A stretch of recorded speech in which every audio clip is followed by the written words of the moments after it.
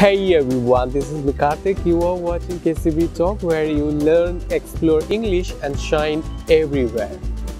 Well, আজকের লেসনটা আমাদের কাছে একটি অত্যন্ত গুরুত্বপূর্ণ লেসন হতে চলেছে, কারণ আজকে আমরা শিখব কয়েকটি ওয়ার্ড যেগুলো আমরা ইংলিশ সেন্টেন্সে ব্যবহার করব পোলাইট ওয়েজে কনভারসেশনের সময়।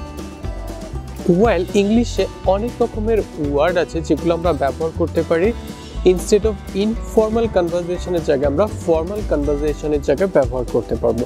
মানে আমরা যদি চাই যে কোনো একটা, আমাদের সবসময়তে সব রকম কথা বললে হয় না, ওয়ার্ক প্লেস, প্রফেশনাল প্লেস, এই সমস্ত জায়গায় আমাদেরকে পোলাইটলি কথাবার্তা বলতে হয়। আর আমরা ফ্রেন্ডসদের সঙ্গে থাকলে তো ক্যাজুয়াল কথাবার্তা বলি, স্ল্যাং ওয়ার্ডস বলি। তাহলে এইরকম ইনফর্মাল আর ফর্মাল ইংলিশে ওয়ার্ডস আছে যেগুলো আমাদের ব্যবহার করা অত্যন্ত প্রয়োজনীয়, আর এগুলো আমাদের জানা অত্যন্ত গুরুত্বপূর্ণ। তাহলে আমরা কি করতে পারবো? আমরা ইংলিশ কনভারসেশন করতে পারবো politely. So let's start the day.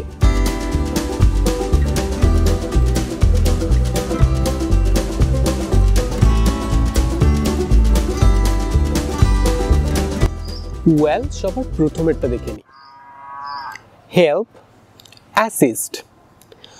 Well, আমরা সবাই জানি হেল্প, অ্যাসিস্ট দুটোই আমরা ব্যবহার করতে পারি সাহায্যর ক্ষেত্রে। আমরা যদি বলতে চাই যে কাউকে সাহায্য করব বা কারোর সাহায্য নেব, সেক্ষেত্রে আমরা হেল্প অ্যান্ড অ্যাসিস্ট দুটো কথাই ব্যবহার করতে পারি। কিন্তু যদি আমরা চাই একটু পোলাইট হতে, একটু পোলাইটলি কথাবার্তা বলতে, আমাদের ওয়ার্ক প্লেসে বা আমাদের প্রফেশনাল প্লেসে বা যে কোনো জায়গায় আমরা পোলাইট হতে চাই, তখন আমরা ব্যবহার করতে পারি অ্যাসিস্ট কথাটা ইনস্টেড অফ হেল্প।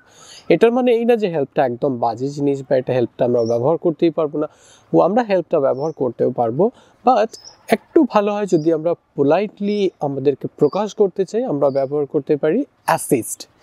আমরা এরকম এক্সাম্পল হিসাবে বলতে পারি যে যদি আমি চাই কাউকে হেল্প করতে, আমি এরকমভাবে কাউকে কোয়েশ্চেন করতে পারি, যেমন যদি হেল্প দিয়ে বলি may I help you, may I help you. But আমি যদি চাই একটু পোলাইটলি বলতে, আমরা বলতে পারবো may I assist you, may I assist you. Well, আশা করি এটা তোমরা বুঝতে পেরেছো। চলো তার পরেরটা দেখে নিই। টেল, ইনফর্ম। ওয়েল, টেলটা আমরা, টেলের মানে কি? টেলের মানে তো বলা, আর ইনফর্ম বলা বা জানানো, এরকম জিনিস। ওয়েল, অনেক সময় আমরা টেলের জায়গায় ব্যবহার করতে পারি ইনফর্ম। ইনফর্ম ব্যবহার করলে আমরা একটু পোলাইটলি কথাটা বলতে পারবো। যেমন একটা এক্সাম্পল হিসাবে যদি বলি যে সাপোজ আমি যদি একটা কথা বলতে চাই যে আমি তোমাকে এটা বলবো বা আমি এটা তোমাকে জানাবো, আমরা এরকম বলতে পারি I will tell you, I will tell you. এর থেকে ভালো হয় যদি আমরা একটু পোলাইটলি বলতে চাই, আমাদেরকে একটু পোলাইটভাবে প্রকাশ করতে চাই, আমরা বলতে পারবো যে I will inform you, I will inform you. চলো এর পরেরটা দেখি। Ask, enquire. আস্ক মানে জিজ্ঞাসা করা। ওয়েল, এনকোয়ার মানে ফর্মাল ইনভেস্টিগেশন, মানে কোনো একটা জিনিস ফর্মালি জিজ্ঞাসা করা। আমরা এরকমভাবে বলতে পারি যে, একটা যদি এক্সাম্পল বলি তাহলে আরও ভালোভাবে এটা বুঝতে পারবে যে suppose we will ask Tom, we will ask Tom. আমরা টমকে জিজ্ঞাসা করব। আমরা এখানে আস্কটাকে রিপ্লেস করতে পারি ইনকোয়ার বসিয়ে, আর এই সেন্টেন্সটা হয়ে যায় তখন ফর্মাল সেন্টেন্স। যেমন আমরা বলতে পারি যে we will inquire Tom, we will inquire Tom. Inquire মানে ফর্মাল ইনভেস্টিগেশন। চলো এর পরেরটা দেখি। Check and verify.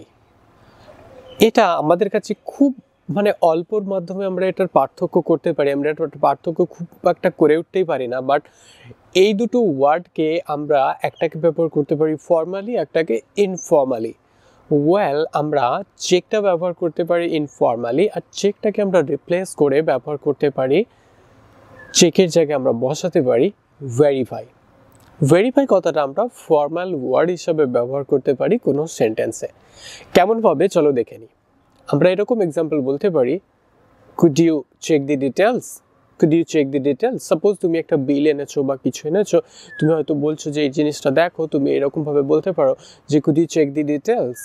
That actually informal sentence. আমরা এগুলো ব্যবহার করতে পারি আমাদের ফ্রেন্ডসদের সঙ্গে বা আমাদের ফ্যামিলিসে।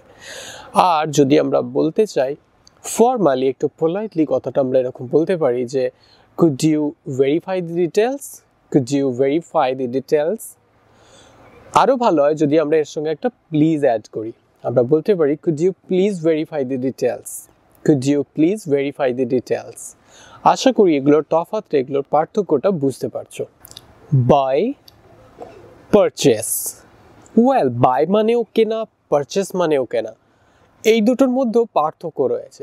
আমরা ফর্মালি ইনফর্মালি ব্যবহার করতে পারি এই দুটো ওয়ার্ডকে এক একটাকে ব্যবহার করে। আমরা বাইটাকে ব্যবহার করতে পারি ইনফর্মাল সেন্টেন্সের ক্ষেত্রে, আবার পারচেসটাকে ব্যবহার করতে পারি আমরা একটু মোর পোলাইট হওয়ার ক্ষেত্রে। আমরা কোনো একটা সেন্টেন্সকে খুব সুন্দরভাবে প্রকাশ করতে গেলে ভদ্রতার মাধ্যমে আমরা ব্যবহার করতে পারি পারচেস কথাটা। এটা আমাদের কাছে শুনতেও ভালো লাগে। যেমন একটা এক্সাম্পল হিসেবে আমরা যদি বলি যে তোমার এই বইটা কিনলে খুব ভালো হয় বা কিনতে পারো, এরকম বলতে পারি। আমরা তখন এটাকে এরকমভাবে বলবো যে you better buy this book, you better buy this book. এর জায়গায় আমরা এরকমভাবে বলতে পারি, যদি পোলাইটলি কাউকে বলতে চাই আমরা বলতে পারি যে you better purchase this book, you better purchase this book. আশা করি এই জিনিসগুলো আর ভুল হবে না, আমরা পোলাইটলি ব্যবহার করতে পারবো সেন্টেন্সে। এর পরেরটা দেখো, লিভ, রেসাইড। ওয়েল, লিভ আর রেসাইড দুটো অ্যাকচুয়াল মানে কিন্তু বসবাস করা বা থাকা কোনো একটা জায়গায়, তখন আমরা ব্যবহার করি লিভ আর রেসাইডটা। বাট এর মধ্যেও আমরা ফর্মালি যদি চাই এক্সপ্রেস করতে আমাদের সেন্টেন্সকে, আমরা ব্যবহার করতে পারি রিসাইড কথাটা। ইনস্টেড অফ লিভ আমরা ব্যবহার করতে পারি রিসাইড। এরকম আমরা এক্সাম্পল হিসেবে বলতেই পারি যে I live close enough so I simply walked, I live close enough so I simply walked. এইখানে আমরা এই ওয়ার্ডটা, এই লিভটাকে আমরা সরিয়ে আমরা বসাতে পারি রিসাইডটা। এর মাধ্যমে সেন্টেন্সটা আমাদের কাছে একটু আরও সুন্দর হয়ে ওঠে। আমরা বলতে পারি I reside close enough so I simply walked, I reside close enough so I simply walked. এর পরেরটা দেখো, এটা আরও ইন্টারেস্টিং, গেট আর রিসিভ। ওয়েল, গেট আর রিসিভ এই দুটোর মানেই হচ্ছে গ্রহণ করা বা নেওয়া কোনো জিনিস। আমরা বলতে পারি গেট, রিসিভ।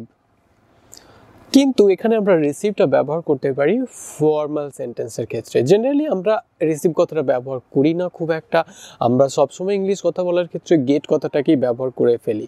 বাট যদি আমরা চাই আমাদেরকে প্রকাশ করতে, আমাদেরকে পোলাইটলি সেন্টেন্স ব্যবহার করতে ইংলিশে, তাহলে আমরা ব্যবহার করতে পারি রিসিভ কথাটা। আমরা এরকমভাবে বলতে পারি, যেমন যদি আমরা কাউকে বলতে চাই যে তুমি এই জিনিসটা পেয়েছিলে কি, have you got that, have you got that. এখানে আমরা গটের জায়গায় ব্যবহার করতে পারি রিসিভড কথাটা, have you received that, have you received that. এর মাধ্যমে সেন্টেন্সটা কতটা সুন্দর, কতটা পোলাইট হয়ে উঠছে। চলো এর পরেরটা দেখি। আমরা কথাবার্তা বলতে গেলে ইউজ কথাটা তো প্রায়শই ব্যবহার করি, আমরা ইউটিলাইজ কথাটা ব্যবহারই করি না। কিন্তু ইউটিলাইজ কথাটা আমরা ব্যবহার করতে পারি খুব পোলাইট কনভারসেশনের ক্ষেত্রে, খুব পোলাইট কথাবার্তার ক্ষেত্রে, পোলাইট সেন্টেন্স গঠনের ক্ষেত্রে আমরা ইউটিলাইজ কথাটা ইউজের পরিবর্তে ব্যবহার করতে পারি। আমরা এরকম এক্সাম্পল হিসেবে বলতে পারি যে I use Twitter, I use Facebook, I use WhatsApp, I use Telegram. এইটাকে আমরা ইউটিলাইজ দিয়ে বলতে পারি। সেক্ষেত্রে এই কথাটা, এই সেন্টেন্সটা পোলাইট হয়ে ওঠে। আমরা বলতে পারি I utilize Twitter, I utilize Facebook, I utilize WhatsApp, I utilize Telegram. চলো এর পরেরটা দেখো, have to, must. Well, have to কথাটা আমরা তো ব্যবহার করি বেশিরভাগ। আমরা যদি বলতে চাই যে এই জিনিসটা বাধ্য, এই জিনিসটা করা উচিত, এই জিনিসটা করতেই হবে, তখন আমরা have to কথাটা ব্যবহার করি। আমরা ভুলেই যাই যে must কথাটা ব্যবহার করা যায় এর মাধ্যমেও। আমরা mustটা ব্যবহার করতে পারি সেক্ষেত্রে ফর্মাল কনভারসেশনে।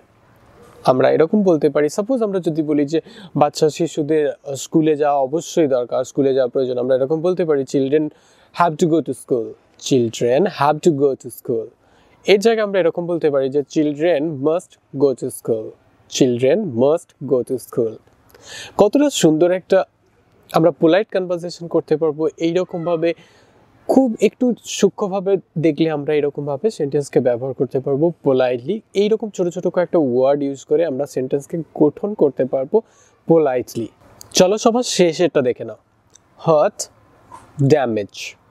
হার্ট কথাটা আমরা অনেক সময় ব্যবহার করি যে কোনো জিনিসে আঘাত করা, কোনো জিনিসকে ভেঙে দেওয়া, কোনো জিনিসে নষ্ট করা, সে সমস্ত ক্ষেত্রে আমরা হার্ট কথাটা ব্যবহার করি। এটা ভালো হয় আমরা এখানে যদি আমরা ড্যামেজ কথাটা ব্যবহার করি, ড্যামেজ ওয়ার্ডটা ব্যবহার করলে আমরা সেন্টেন্সটাকে পোলাইটলি পেয়ে থাকি। ওয়েল, যেমন আমরা এক্সাম্পল হিসেবে এরকম বলতে পারি যে ছোটো বাচ্চা যদি কোনো গাছের পাতা ছেড়ে বা গাছ ভাঙতে চায়, তখন আমরা এরকম বলতে পারি যে don't heart trees, don't heart trees. আমরা এরকম বলতে পারি don't damage trees, don't damage trees. I hope this video was helpful and you learned how to use English politely in sentences. Keep watching KCB Talk, keep learning English with KCB Talk. Stay connected with and do not forget to subscribe my channel for more updates. Press the bell icon next to it for all the notifications. Thank you so much. I am coming with a new lesson. Till then, you all take care, stay safe and healthy. Thank you. Bye bye.